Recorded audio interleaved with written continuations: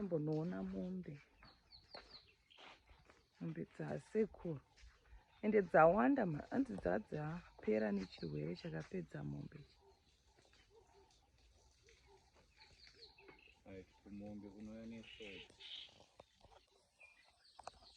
So while work was being done on our homestead, we stayed with my father-in-law. So these are Asekuru Tandi's cows, and this is where they are kept. In Shona, we call this Dangare Mombe. So this danga is a very traditional looking danga. If you've never seen danga matanga eku Zimbabwe, when there are many, they're called matanga. This is what they look like. This is how, this is what our cattle pens look like. These cows were once a strong herd of over 25. As you can see, this danga is a big one. It actually contained a lot of cows. However, there's a disease that ravaged cows across Zimbabwe. Cows would just fall down, and my father-in-law was left with 1, 2, 3. So it's good to see that his herd is building up in numbers. Those stumps that you can see over there are actually clearings from our land. Now the cows go there and they scratch themselves on them. So we are hoping to feed these cows salt. So let's jump into the video and you can see how much they love salt. This is something I didn't know.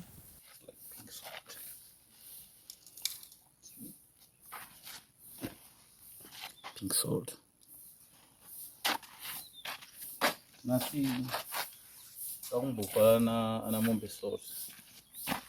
You're feeding them pink salt. It's like a treat for the cows. It is a treat.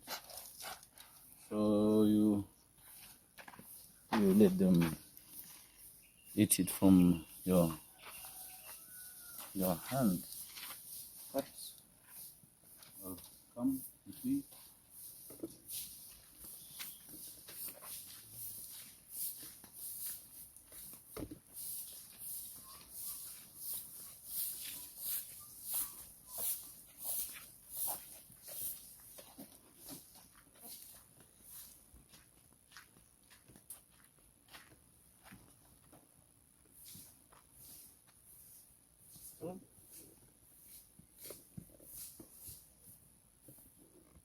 Salt for free, salt for free.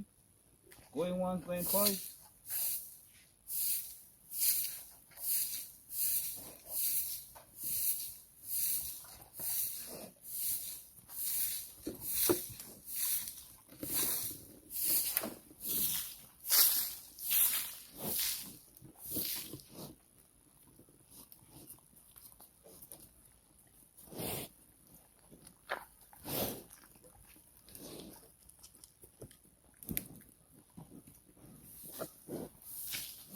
So once the cows had their first lick of the salt, they were hooked.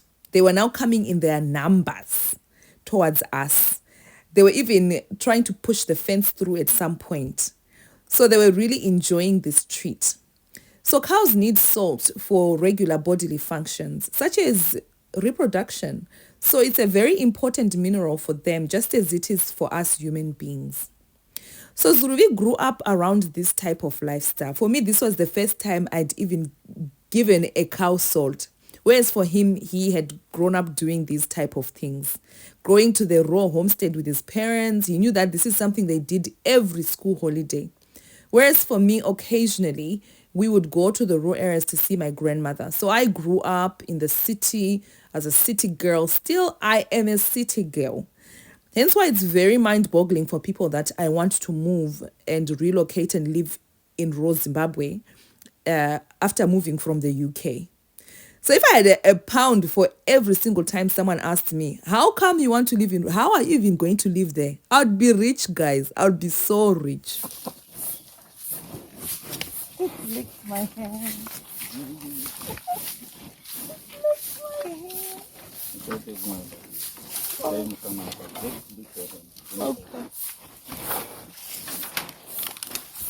You won't bite me? No.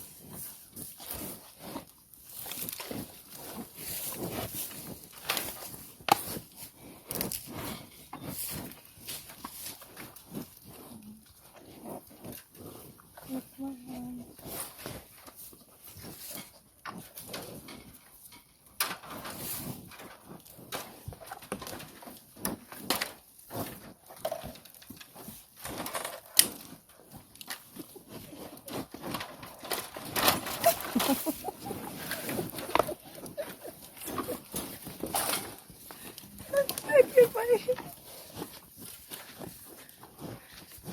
was such a ticklish experience feeding the cows salt.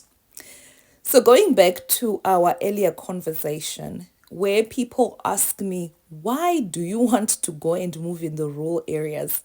How can you leave the UK, of all places, and go and plonk yourself in rural Zimbabwe, especially after being a city girl? Well, the answer is very simple. I've lived in the UK for over 20 years.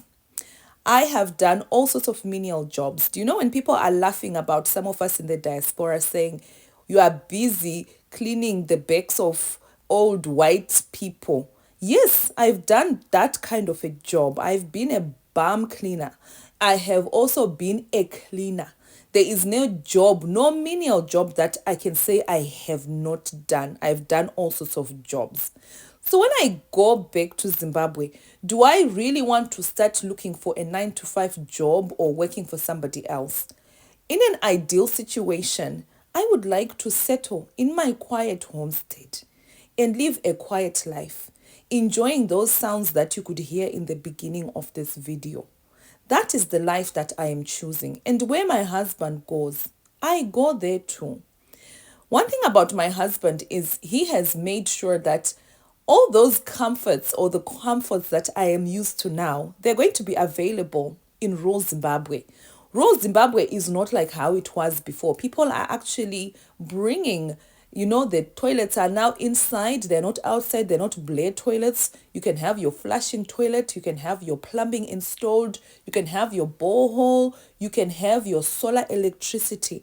So why not settle in an area where I'm going to have those comforts and have more space, where it's affordable for me, and I can also do some of my farming projects. I believe that I'm still young enough to learn. I can learn about homestead living. I've been learning about permaculture, for example, growing your crops in harmony with the environment. Those things are very much interesting for me. And I talk about being self-sufficient, and I talk about sustainability.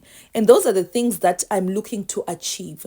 I looked at this kettle pen and I was like, when we build our own, it is going to be different. We're looking at conserving the environment. So anyhow, going back to this escape artist of ours, this calf. Once this calf had the first lick of salt, this was the calf's first time to have salt. Once it had the first lick, it was chopping the salt. And after we fed it the salt, we reunited it with its mother. So these cows that you see, they're actually herded alongside other cows from other cow owners within the area that we live. This gives the herders days off. So they're actually on a rota system. Vanotora majana ekufudza mombe. And what they do is on this rota system, each herder has herds the cow for 3 days, and then the other herder herds for 3 days. And I think it gives them time for rest, and it also gives them time to do other things in between. So after feeding the cows salt, they definitely needed to drink water. You can imagine the thirst that they were experiencing. So here they are being headed towards grazing land and where they could even drink water. Look at my maize, guys. This is my maize field. And you can see we've got a problem because the cows were even going into the field. My maize is looking so dry because we have a drought. This is a very big problem. And the next problem is we need a fence because these cows can come into the field and eat. So before we can do any serious projects on this homestead, we need a fence. So I'm going to say thank you guys for watching my video because we're coming to the end of this video.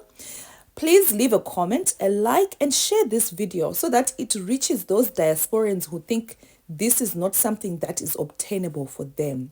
We are moving back to Zimbabwe. Takaenda, takaenda. This is possible for us, and it's going to be possible for you if you so desire.